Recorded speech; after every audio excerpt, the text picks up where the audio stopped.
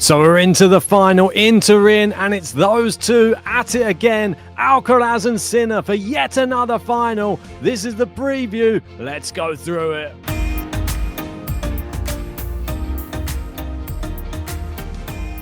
That's right, Ben. It is another big final and another Sinner-Alcaraz final. Jannik Sinner versus Carlos Alcaraz for however many times. They meet in all the Grand Slam finals, and now we're in the end-of-year ATP Nitto Tour Finals. The year-end number one's already been settled. Massive congratulations to Carlos Alcaraz. It's got to be fair. It is fully deserved. And when you have two fantastic players like these two, it was always going to be close. But I think Alcaraz has shown over the course of the whole season, maybe a little bit more. And I think it is fitting the fact that he has the favourable head-to-head this year against him. So I guess if you look at it as a whole, it's kind of fair. With Carlos Alcaraz, he defeated Felix in straight sets. And with Jannik Sinner, he beat Alex de Minaur. We'll speak about both of their matches. But for me, the big takeaway between both of them was the levels of Alex de Minaur and Felix were crazy high. They didn't just turn up and get rolled over today and not try and feel like they're beaten before they start. They gave it their all. They played an exceptionally high level. I think Alex de Minaur particularly probably played one of the best matches he can even produce, and yet it's not good enough. And I think that just shows the class and level of Sinner and Alcaraz right now, that two players well inside the top 10 at their career highs, playing their best ever form of tennis. Felix on his best surface, Alex de Minaur revitalized, playing great, and it's still just not enough. No, it doesn't seem that anything's enough to be able to beat these two. And the performance of Alcaraz is exactly what we would want to see if you're going into a final against the best indoor hardcourt player on tour. And he's just beaten Felix in convincing fashion as well. That's 6-2, 6-4. And with some shots, they were sent from the gods. 111 mile an hour forehand from Carlos Alcaraz in this. That is right, 111 mile an hour. And it just looks like effortless coming off the racket of Carlos Alcaraz right now. He's got the bee in his bonnet. He's now got the year-end number one, but there's another goal which he can now set for himself. Another tournament he's yet to win. Can he do it? Can he end this amazing year of 2025 and defeat Sinner in Italy, in Turin, and claim the Tour Finals as well? What an end to the year this is. And I'm so happy we've got these two back in the final again. Yeah, and I want to share a tweet with you. Unfortunately, because they've changed X around, it's not that easy to do it. No. But it was tweeted out by Tennis Insights, and it is Carlos's performance rating in this match against Felix. He set a record for himself. It was, in set one, a personal record of 9.64, which is the best set of 2025. I think this is higher than Jannik Sinner, which is insane. But as a whole, the match was a 9.47. So wow. Carlos Alcaraz finding his best ever tennis this year. So not best ever, but the best in 2025, right at the end of the year. And I think if you was to assess them both individually, for me, Carlos Alcaraz, I think, is slightly ahead of Jannik Sinner right now in performance level. And that's forgetting all of these numbers. Just from watching it, I thought Carlos Alcaraz was simply unplayable today. And I thought that this was one of the best I've ever seen him. Alcaraz said after the match, I felt incredible today from start to finish. I felt that I could do everything on court. Physically, I'm feeling great, which helps. And of course, that's a big thing because towards the end of the year, we've often said with Alcaraz, he plays a lot of exhibitions, plays a lot of tennis. The style of play he uses as well can be demanding on the body, but he's looking very fresh. And he said, I believe I can win tomorrow. If I thought the opposite, I wouldn't step on court. And he said, I can play better than I did today.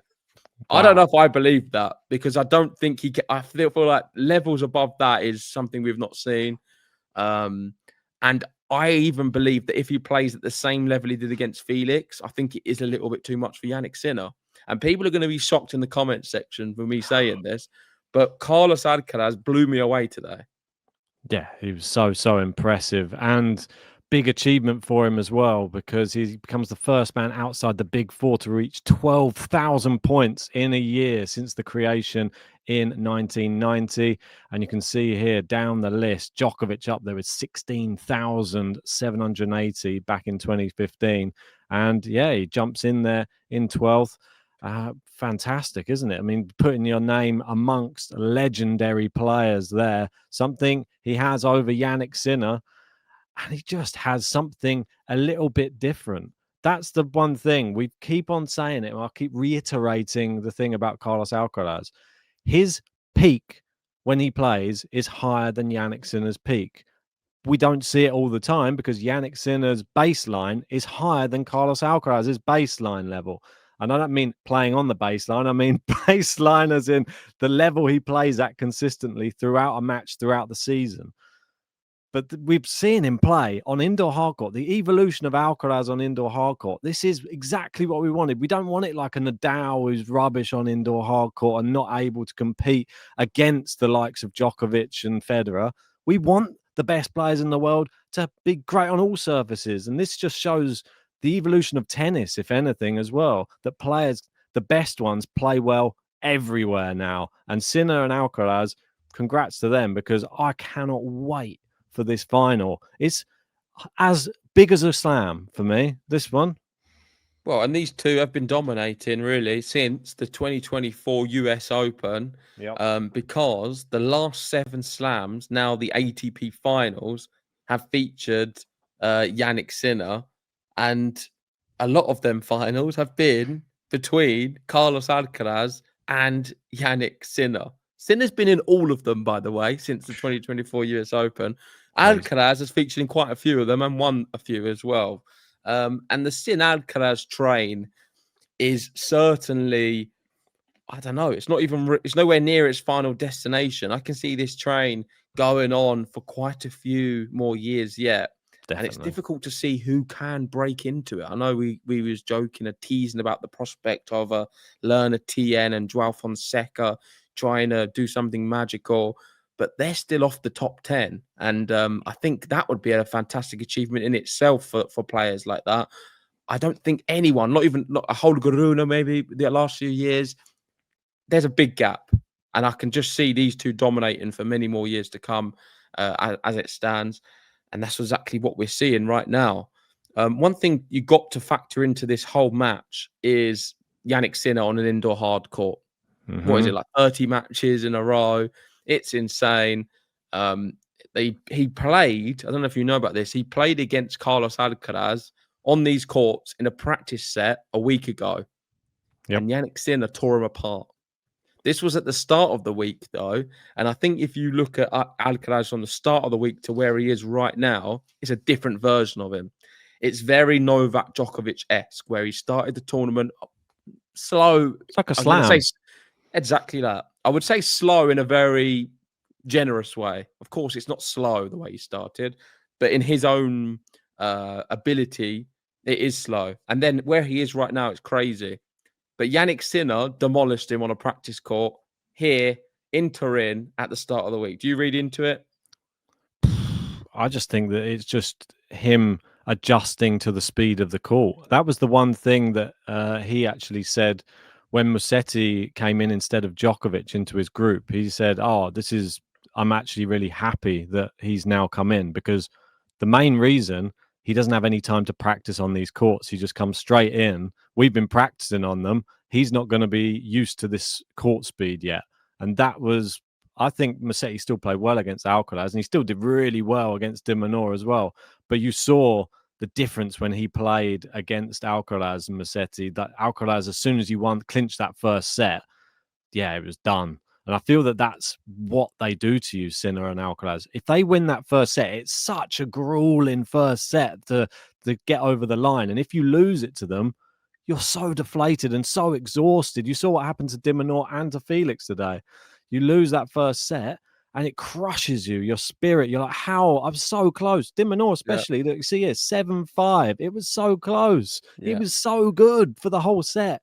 But it doesn't matter, because when you get to that business end, it just takes a few different points and big moments, and Sinner steps up, and he just has nerves of steel, it seems. Just incredible from both of them. I think De Minaur has turned a corner this year Oh, for for sure. sure. And in this tournament, he's become a man big time. I can see Yep. him beating a lot of players next year. And watch out for him down under in Australia with a home crowd.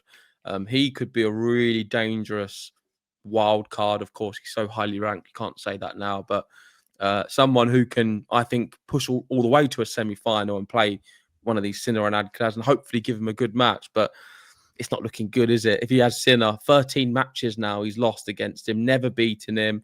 It's giving shades of Djokovic, Galmon fees. The scary thing about these two is because they're quite young. No offense to Djokovic and Monfils, but I think we're going to get probably more than 7 matches between them.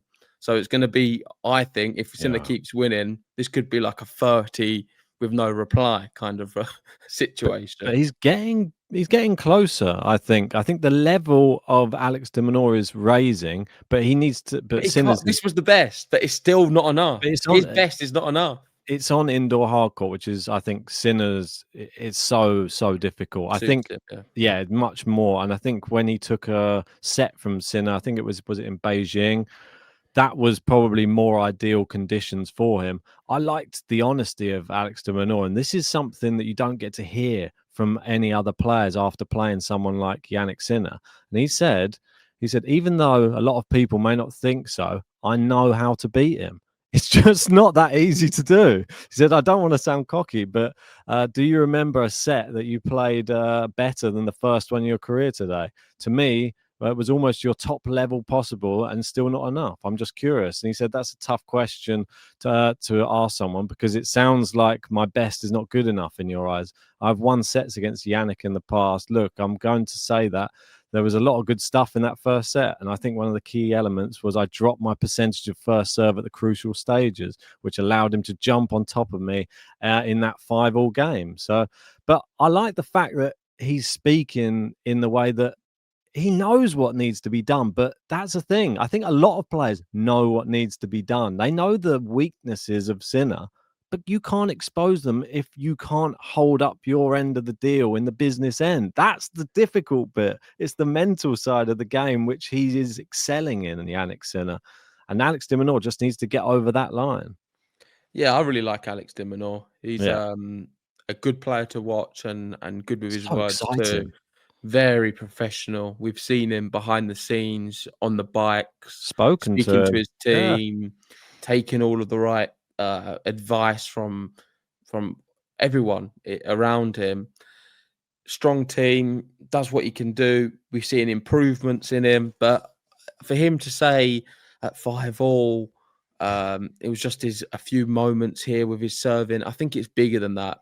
What he's highlighting is that to beat these players, you need to do everything perfectly, pretty much, Yeah. throughout the course of a whole match, which in reality is virtually impossible. So the task he's setting for himself is just too big of a task, in my opinion. Right now. And unless he drastically improves as a player, because it is really tough to beat these two. And let's just wind back a little bit. How exciting is it though to end the year, forgetting the year-end number one because we know that's Alcaraz, but it's still a big finale. I think there's a lot of pride at stake as well between these two. When you're walking down the tunnel and you're entering the court and you see all them names on the board, you see all of the Federers, the Djokovic, there's a few Zverevs and a Tsitsipas there, Dimitrov, Boris Becker, even Lendl, all of these guys. It is a real elite list of tennis players. It's a cool list to be part of. And Jannik Sinner's on there. Carlos Alcaraz wants his name on there more than anyone, I'm sure.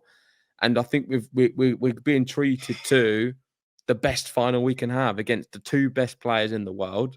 Alcaraz has maybe taken a little bit of pressure off himself. He's come out and said Sinner's playing against his home crowd in his favourite conditions. And he said, for me, Sinner is the favourite for this match. and I would agree with him. I think he is the favourite for this match. Despite how well Alcaraz played in that last match? Despite that, yeah, I mean, he becomes the 7th man in history to reach 3 consecutive finals at the ATP Finals. That's along with Djokovic, Federer, Becker, Lendl, McEnroe, Nastase. There's a list of greats who do well on this surface. I think that, and if we're talking about the shot quality of Carlos Alcaraz being the highest of high, well, the shot quality of Jannik Sinner is pretty high as well. Serve 9.1, return 8.4, forehand 9.3, and backhand 8.8. I mean, it doesn't get much higher with like ratings for all of these elements in your game. The one thing he's got on his side, and this is one like interesting thing as well. I do think Carlos Alcaraz is right to say about the Italian crowd, because against Lorenzo Musetti, he was struggling at little points in that first set, and the crowd, you see, when the crowd are against him, he doesn't like it, and it really starts affecting his play as well. He does still manage to squeeze it out, but that's against Lorenzo Musetti. If all the crowd's against you and you've got somebody probably as good as you down the other end, that puts the pressure on even more, surely. And the fact that Jannik Sinner's been there, done it, got the t-shirt, he's not even dropped sets. He doesn't drop sets. This is the one thing. He hasn't dropped a serve, I don't think, in this whole tournament. It's the top of the top level right now. And if anyone can do it, Carlos Alcaraz can do it. But it is a tall order, I'm telling you. Jannik Sinner in Italy on indoor hard court. Rather him than me. Yeah, and that's why the bookmakers have this one at 1.57 for Jannik Sinner, 2.38 for Carlos Alcaraz. In my head, when these two face each other, it is a toss of the coin because there's just not much separating them. You'd have to say in these conditions, on this surface, if you'd have asked me yesterday, I'm not even going to be too dramatic. Yesterday, I would have been secretly confident in Jannik Sinner winning. After what I've witnessed tonight, it's completely changed my whole ideas and everything I was going to say on this episode today, because I was not expecting that level from Carlos Alcaraz. And I genuinely believe we need to give so much praise to his opponent today for making me feel like that, because Felix was really good. And Felix, by the way, only a few months ago was about 28 in the world. He's now at his new career high of 5 in the world. How insane is that? That Felix, in the live ranking, is 5 in the world. Crazy. So done so well over these past few months, and he's leapfrogged. He's broke 4,000. He's on 4,245 points for the year. Overtaken Minaur. What I've done so well. And obviously Shelton, Musetti, all these players. It's all happened. It's all happened in 3 months for him. Yeah. I mean, if it was going to happen at any time of the year, this was going to be the time of the year. I'm sure everyone would agree with that. But we've got to bring our focus back to the main two. The main two players, the head-to-head, it is 10-5 in favour of Carlos Alcaraz. He won their last recent tour level meeting in the US Open final. Obviously, they played at the Six Kings Slam, and Sinner won that one yet again for the exhibition of $6 million. Carlos is playing his first ATP Finals championship match. Take that into consideration. Jannik is defending champ, his third ATP Finals championship match. Who wins? And what's the storyline? I don't know. I don't know. And I'm very big on Carlos Alcaraz right now. I think you've caught me in a bad moment with it all. Or a good one. Because just was blown away really with his level and his movement. I was really analysing his game today and thinking just how well he's moving, how clean he was hitting the backhands was super impressive.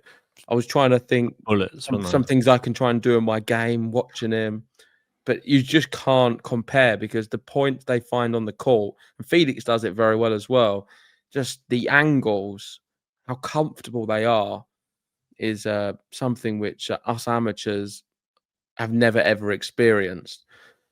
with regards to this prediction, it is a toss of the coin, like I'm gonna say.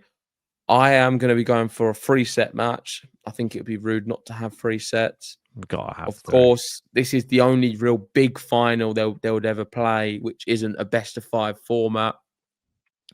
And I think we're gonna have, as a little bit of a surprise, Jannik Sinner beating Carlos Alcaraz in 3 sets. And the reason I say it's a surprise, because I'm not so sure it's going to happen. I'm so torn, Ben, with what I'm saying. That's why I'm coming across a bit gibberish and jumbling my words. Yeah, I've never heard you like this before. I don't. It's really hard to make a case for either. But I'm going to be going for Jannik Sinner in 3 sets. And the reason I think it's going to be a surprise is because I think Carlos Alcaraz is going to really take it to him and dominate big spells of this match. I think the crowd's going to help Jannik Sinner get it over the line.